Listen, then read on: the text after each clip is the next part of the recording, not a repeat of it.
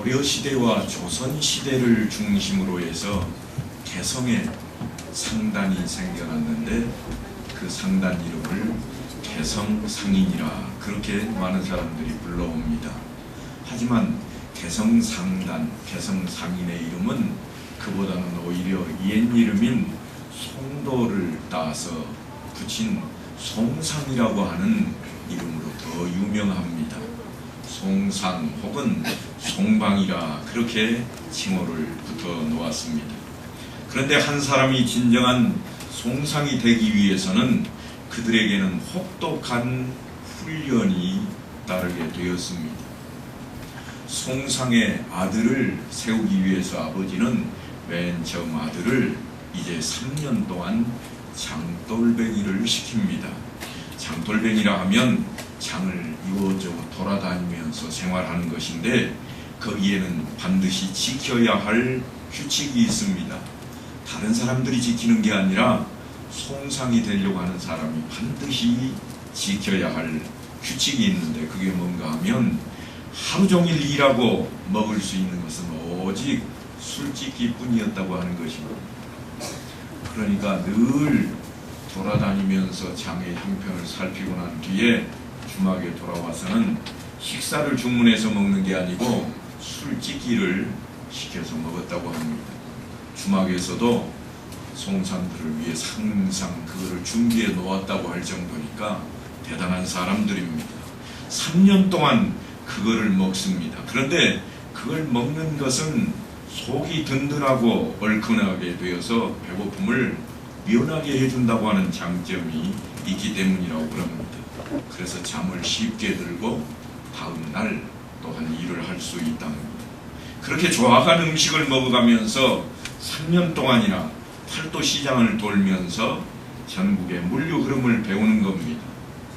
그렇게 하고 3년이 돼서 아들이 돌아오면 이 아버지가 두 번째로는 친구가 버리고 있는 그 점포에다가 점원으로 맡깁니다.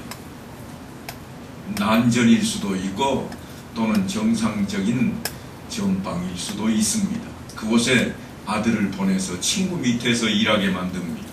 3년 동안 점원 노릇을 하면서 그곳에서 아들은 복종하는 법과 그리고 동료들과 어울리는 법을 배우게 됩니다. 친구 그러니까 아버지의 친구 밑에서 늘 그분의 말 한마디마다 복종하는 예를 표하는 그러한 것을 배우고 그리고 함께 일하는 동료들과는 잘 어울리는 것을 배워야 합니다. 그러고 난 후에야 비로소 아버지 밑으로 들어와서 일을 하게 되는데 이때가 가장 힘겨운 3년의 일이라고 하는 것입니다. 모두 무사히 그 과정을 마쳐야 아버지가 송상으로 인정을 하고 가업을 물려준다고 합니다. 진정한 개성상인 송상 한 사람을 키우는데 훈련이라고 하는 혹독한 훈련 기간이 필요하다고 하는 것입니다. 이 과정에서 아들은 아버지의 뜻을 받들고 아버지의 뜻이 무엇인지 그 뜻에 합당한 사람으로 성장을 해야 됩니다. 아버지 얼굴만 보고도 무엇을 바라고 원하는지 아버지의 말 한마디만 듣고도 지금 형편이 어떠한지를 알아차리는 그것이 그가 해야 될 일이라고 하는 것입니다. 그렇지 못하면 모든 것이 허사가 되어버립니다. 아브라함은 무엇보다도 하나님의 뜻에 합당한 사람으로 변화되어 가야만 했습니다. 그래서 하나님께서 어떤 말씀을 전하시든지 하나님께서 어떤 모습으로 그에게 나타나시든지 그는 그 뜻을 깨닫고 나아가는 자가 되어야 했다고 하는 것입니다. 소돔과 고모라 땅으로 갔던 롯과 그 식구들이 전쟁에 휘말려서 포로로 붙잡혀 가버리고 말았습니다. 그 소식을 듣자 아브라함은 이제 군사들을 이끌고 뒤쫓아갑니다. 그러니까 아브라함은 그동안에 318명의 사병을 둘 정도로 가업이 번성해졌습니다. 많은 사람들을 두게 되었고 가축이 그만큼 많아서 그들을 지키고 가족을 보호할 사람이 318명에 이르는 군사까지 두게 되었다고 하는 것입니다. 그런데 거기다가 롯과 그 가족을 지금 구하러 가는데 기세가 아주 당당합니다. 그래서 롯과 그 가족을 구할 뿐만 아니라 붙잡혀갔던 사람들 그리고 재물까지 다 얻어서 돌아오고 있습니다.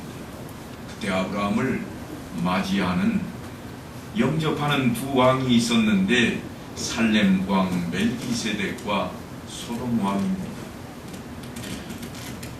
우리가 주의 깊게 살펴야 하는 것은 아브라함이 이 두 왕에게 어떤 모습을 보이는가 하는 것입니다.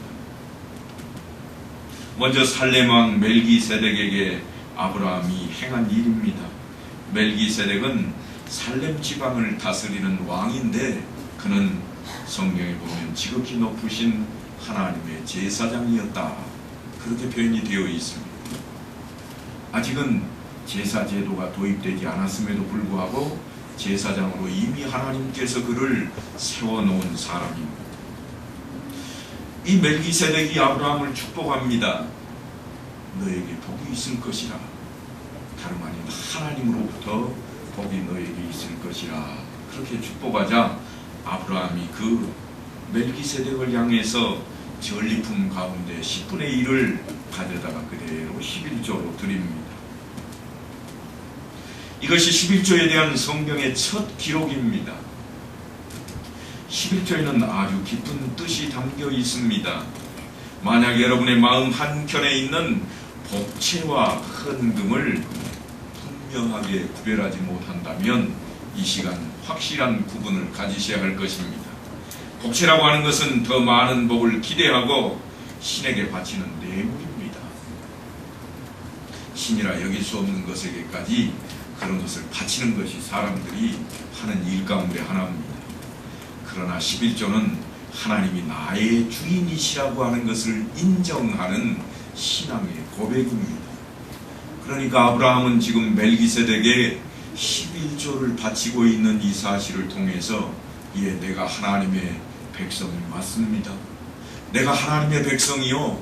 지금 하나님께서 비록 내가 연약하고 몇 명 안 되는 군사를 데리고 갔지만 이 전쟁에 승리했던 연합군 그 나라를 파하고 이기고 돌아올 수 있도록 해준 것을 믿습니다 하는 그러한 신앙 고백입니다. 그러니까 아브라함은 이 승리가 하나님께로부터 왔음을 인정하고 있는 것입니다. 그리고 이어서 소돔 왕이 아브라함에게 내 백성은 내게로 보내고 전리품은 네가 가지라 그렇게 말을 합니다. 그러자 아브라함이 하는 말이 천지의 주제이시여 지극히 높으신 하나님 여호와께 내가 손을 들어 맹세하노니 내 말이 내가 아브라함으로 치부하게 하였다 할까 하여 내게 속한 것은 실 한 오락이나 들매끈 한 가닥도 내가 가지지 아니하리라. 그렇게 성경이 전합니다. 아브라함이 정말 다른 모습을 드러냅니다. 오직 하나님만을 의지하며 살아가겠다는 그러한 표현입니다. 전리품을 사양하고 있습니다. 당시의 관습은 전쟁에서 승리한 사람이 전리품을 그리고 포로들을 다 소유하게 되어 있습니다. 그런데 지금 소돔 왕은 자기의 백성들이 없어서 나라가 없어지게 생겼습니다. 그래서 아브라함에게 부탁하는 겁니다. 제발 아브라함이요, 내 백성들만 좀 보내주시오. 내가 전리품까지는 바라지도 않고 내가 원하지도 않습니다. 그러니 백성들, 사람들만이라도 내게 좀 보내주십시오 하는 말에 아브라함은 아니라 나는 그렇게 하지 않겠다고 하는 것입니다. 전쟁에 승리한 아브라함이었지만 그 모든 것을 소돔 왕에게 돌려줘 버립니다. 그게 무슨 뜻을 담고 있는가 하면 오늘 본문에 보니까 알고 보면 아브라함은 내 덕에 부자가 된 거야 하고 후일 이 소돔 왕이 한마디라도 하는 것이 하나님께 피해가 될까봐 아브라함은 결코 그것을 받을 수가 없다. 그런 이야기입니다. 오직 하나님께서 공급하시는 능력과 은혜만으로 내가 살겠다. 그런 것을 담고 있습니다.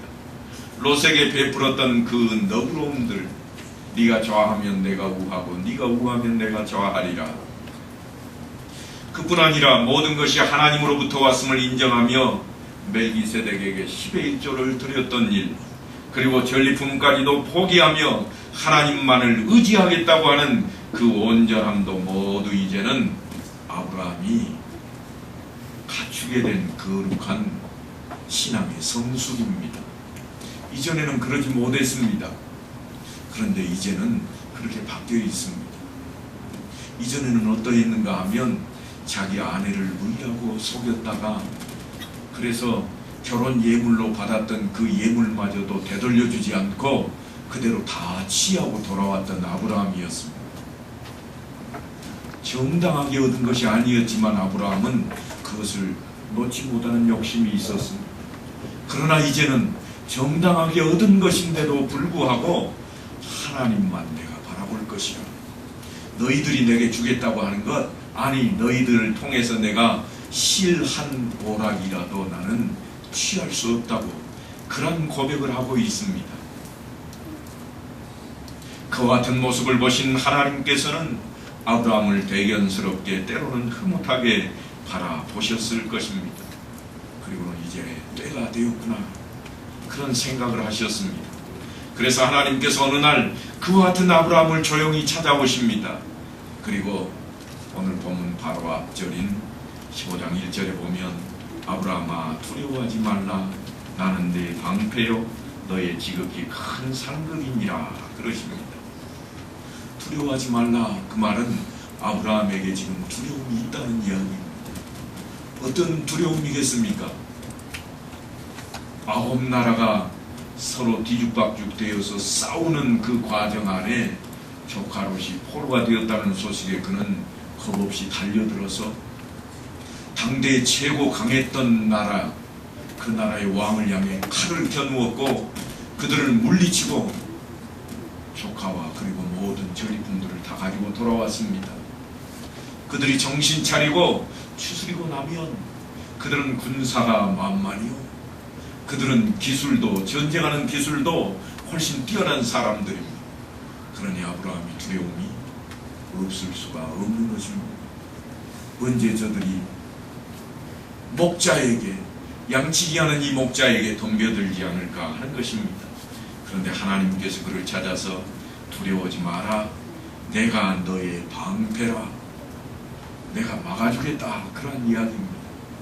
내가 막아주겠다는데 무엇이 걱정이냐, 두려워하지 말라.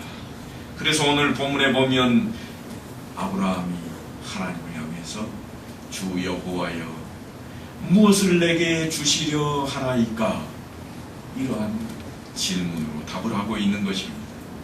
아브라함이 얼마나 하나님을 좋아하고 있는지 모를 그런 표현입니다. 너 두려워하지 마, 내가 있잖아 그러는데 하나님 나한테 뭐 주려고 그럽니까? 그런 표현을 지금 쓰고 있습니다.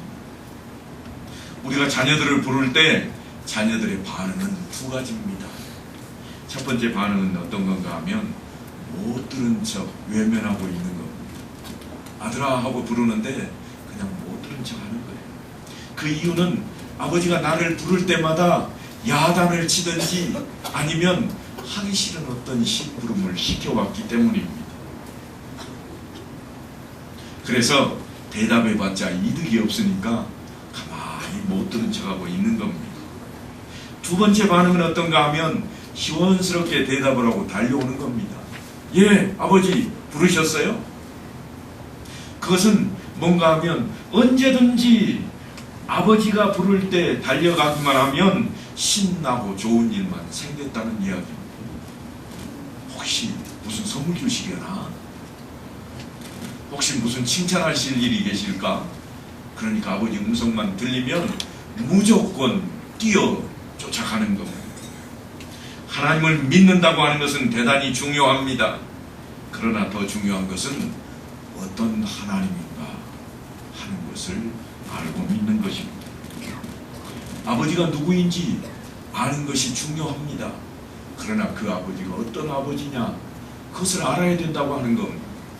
못 들은 척 하고 있는 이 아이는 아버지에 대해서 제대로 알지 못한 겁니다. 아버지가 자기를 사랑하는 것을 모릅니다. 자기에게 피해만 준다고 생각을 합니다. 귀찮다고 생각하는 겁니다. 그러나 쫓아 일어나 달려가는 아이는 아버지가 자기를 사랑하는 줄을 이미 알고 있습니다. 이것은 성도들의 삶에 결정적인 영향을 미칠 만한 이유가 됩니다. 삶이 바뀌는 것입니다. 하나님을 찾는 일이 기쁨으로 드러나게 되는 것입니다. 새벽에 잠을 깨우게 됩니다. 하나님이 이 시간에 나를 향해 뭐라고 하실까? 그래서 일어나게 됩니다. 하나님이 나를 부르시기 전에 내가 먼저 대기해야 되겠다. 왜냐하면 부르실 때 내가 못 들으면 어떡할까? 그래서 깨어있는 겁니다. 너희는 깨어있어 기도하라. 그리고는 주님께서 잠시 후에 제자들에게 오셔서 하는 말씀이 너희가 한시경도 깨어서 있지 못하였느냐. 깨어있어야 하나님께서 주시는 복을 받을 수 있다고 하는 겁니다. 사랑하는 성도 여러분, 아버지가 맛있는 그리고 귀한 그러한 것을 사들고 집으로 들어왔을 때 들어오면 깨어있는 사람이 먹습니다. 잠자는 사람은요 먹다가 남아야 주는 거예요. 밖에 나가 있는 사람은 그마저도 차례가 돌아오지도 않습니다. 하나님께서 우리를 향해 복 주시마 약속하신 그 복도 우리가 어떤 모습으로 덤비느냐에 따라서 이 땅에서의 복을 누리게 된다고 하는 것입니다. 물론 후일 천국에서의 복은 다 보장이 되어 있습니다.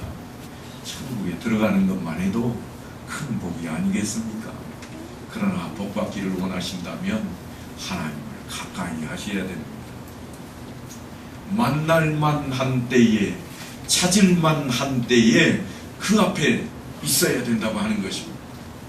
그것 때문에 지금 모세는 시내산 앞에서 이스라엘 백성들에게 하나님이 어떤 분이신지 아느냐?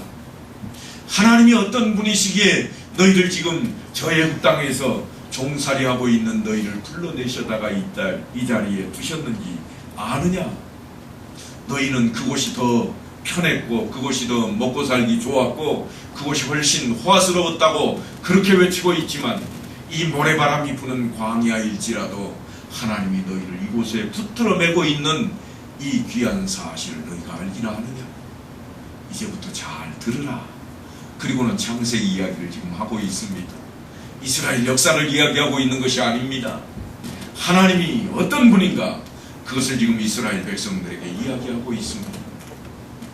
하나님의 본질은 은혜와 사랑입니다. 그것이 구원으로 이어집니다. 물론 도중에 찾아오는 징계는 하나님의 본질의 한 부분일 뿐입니다. 그래서 징계라고 하는 단어는 하나님의 아들 만드는 훈련이라 제가 그렇게 해석을 좀 바꾸어 보았던 적이 있습니다. 철학자 아리스토텔레스가 이런 말을 했습니다. 아리스토텔레스 하면 많이들 들어본 이야기일 겁니다. 그런데 그 사람이 한 이야기가 사악한 사람은 두려워서 복종하지만 신실한 사람은 사랑함으로 기꺼이 순종한다 그랬습니다. 기꺼이 순종한다. 깨어서 준비하고 있다가 아 부르시는구나 하고 뛰어나간 사람은 신실한 사람이라.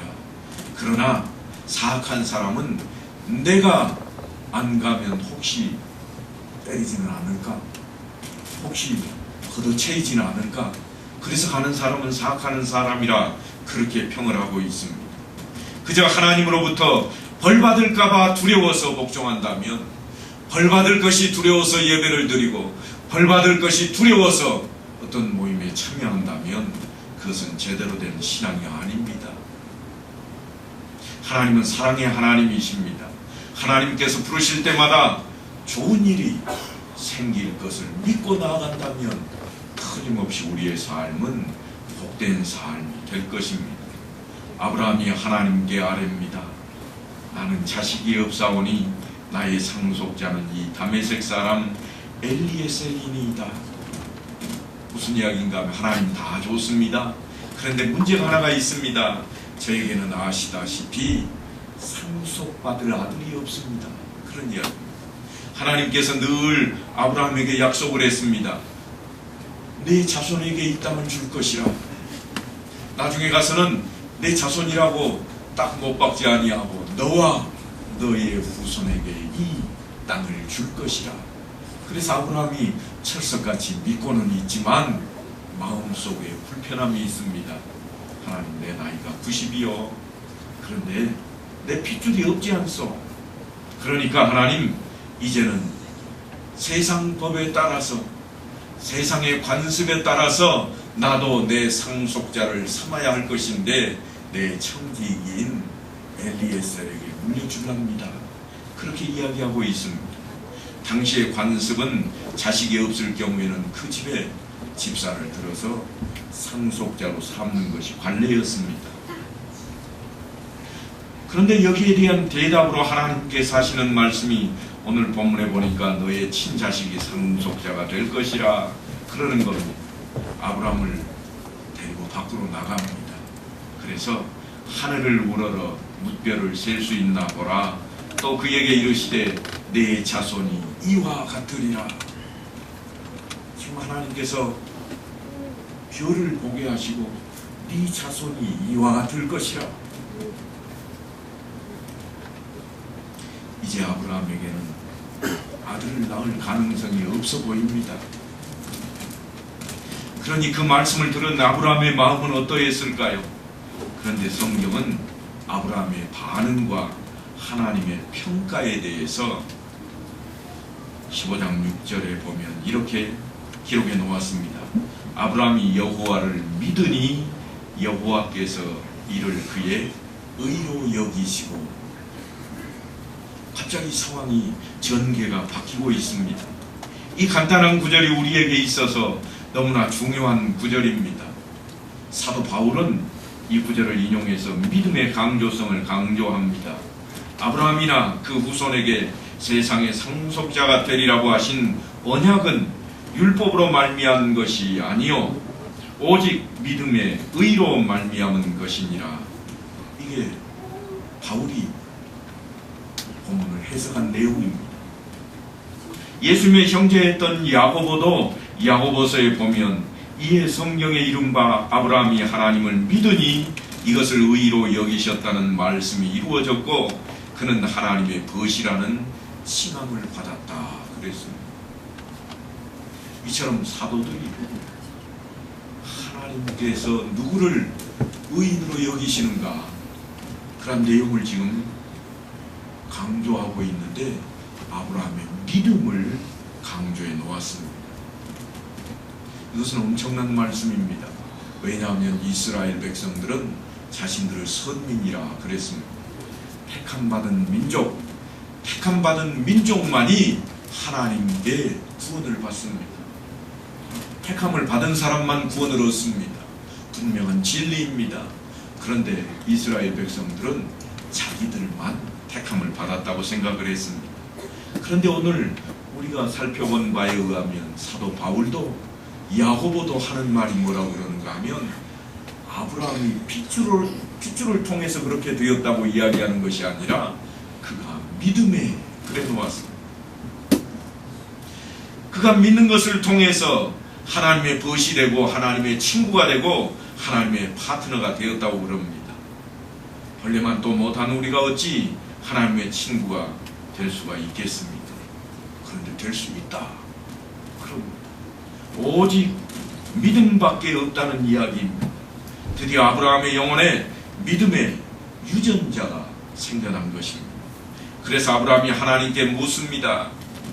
8절에 보면 주 여호와여 내가 이 땅을 소유로 받을 것을 무엇으로 알리이까?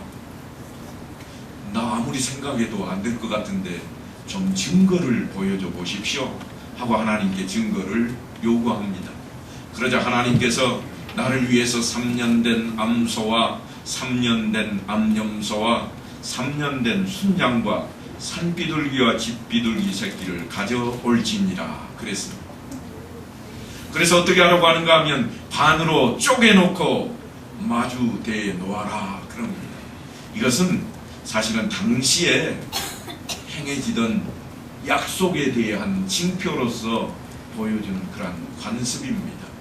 뭔가 하면 큰 약속을 할 때마다 나라 대 나라라든가 혹은 가문 대 가문의 약속을 하게 되면 이처럼 짐승들을 가져다가 반으로 쪼개서 갈라놓고 그 사이를 두 사람이 지나가는 겁니다.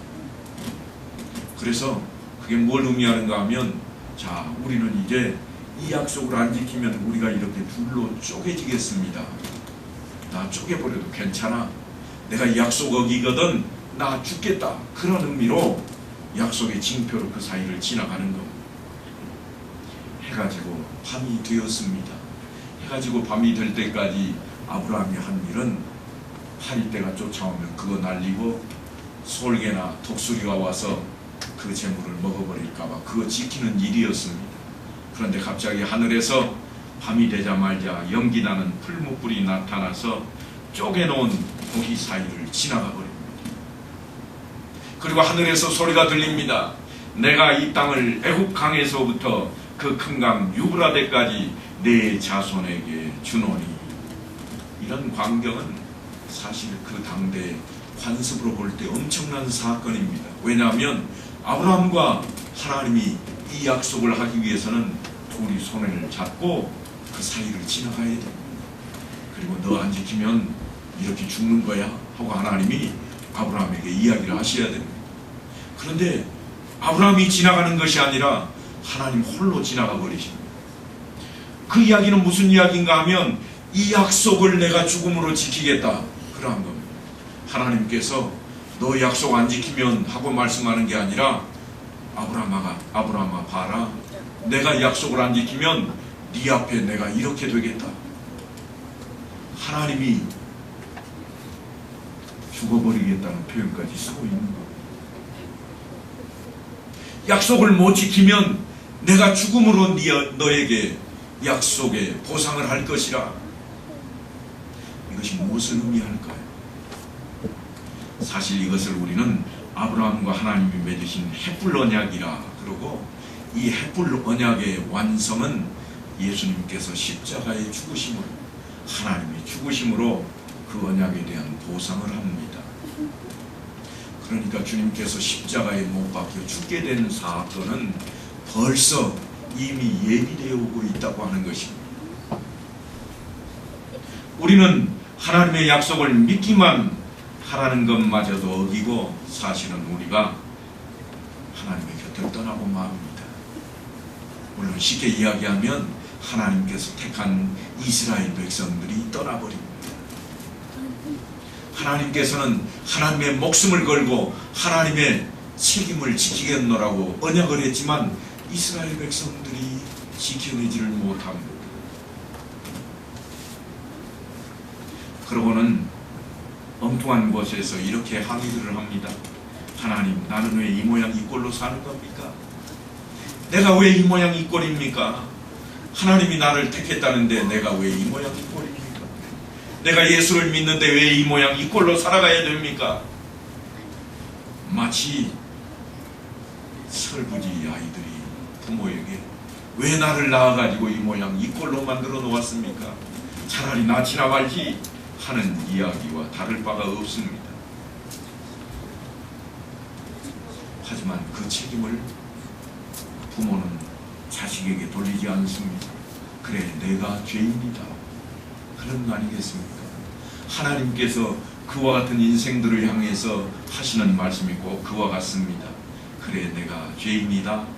그렇게 하시고 주님께서 십자가에 못 박혀 죽으심으로 쪼개는 자리에 하나님께서 직접 임하시게 되는 겁니다.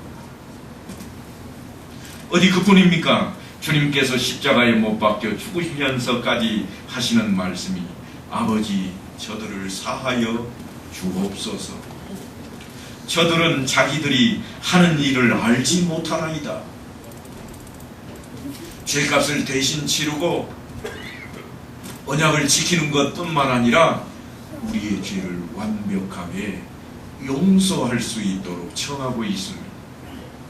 원수까지도 사랑하고 용서하십니다. 세상에서 제일 강한 사람이 누구일까요? 바로 이처럼 믿음의 사람입니다.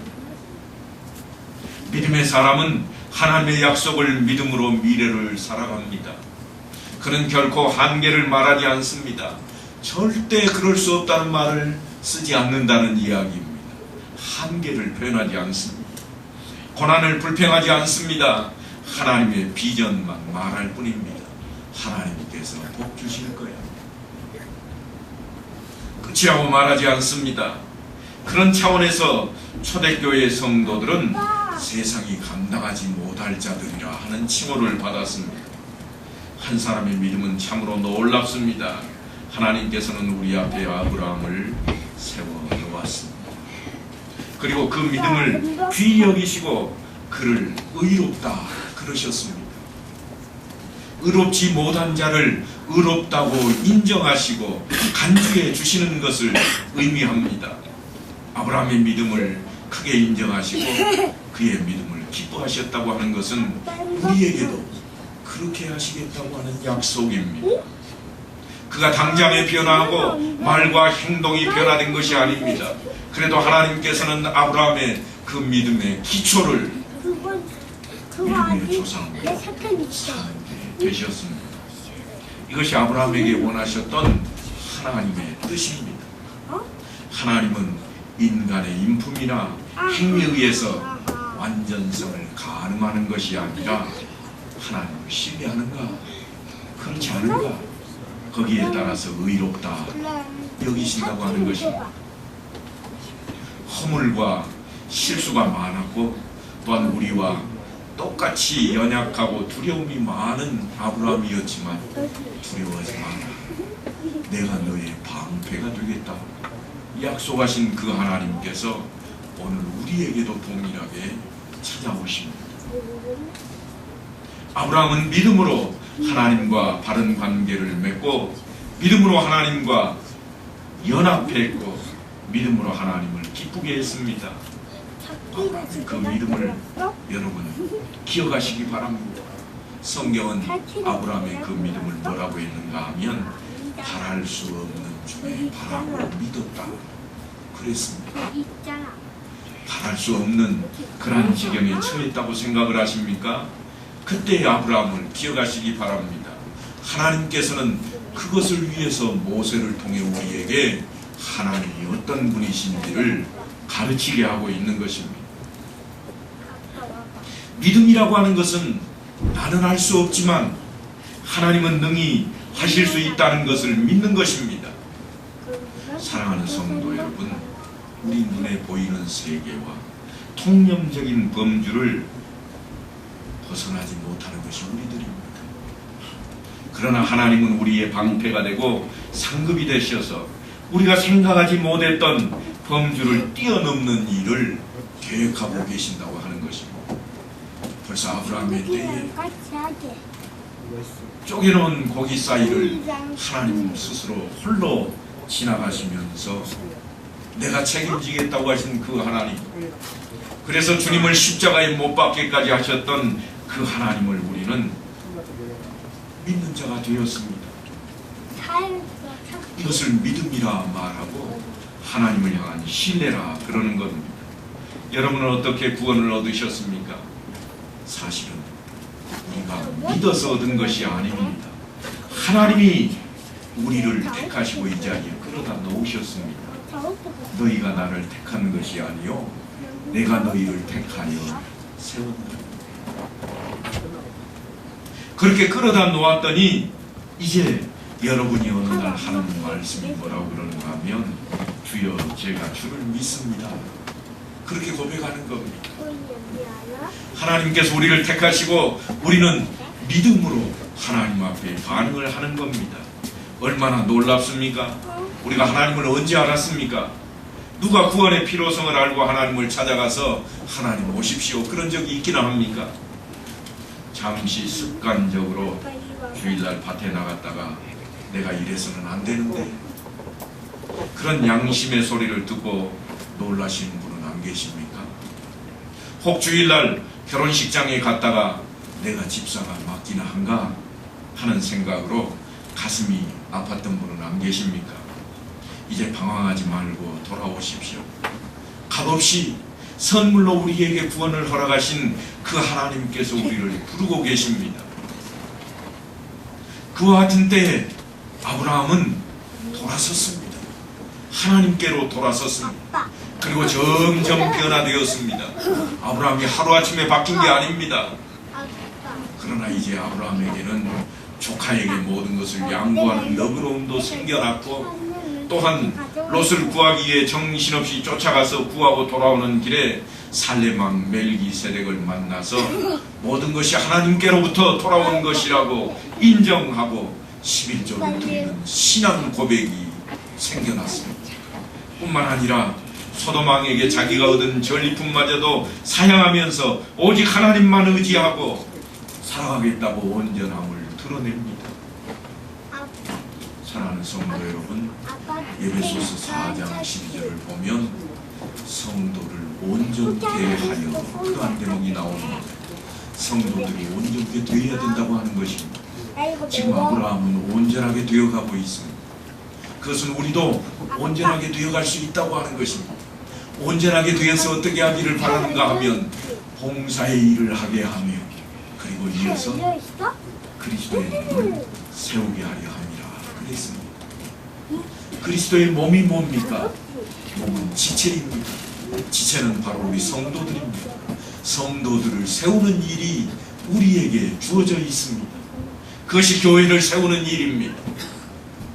아브라함아, 두려워하지 말라. 나는 내 방패요 너의 지극히 큰 상급이니라 하시는 말씀 앞에 아브라함이 주 여호와여 무엇을 내게 주시려 하나이까 하면서 하나님을 신뢰하는 마음으로 아브라함이 나아갔던 것처럼 오늘날 우리도 하나님과 동행하고 하나님의 뜻을 구하고 말씀대로 살아가는 성도들의 삶이 되기를 간절히 축원합니다.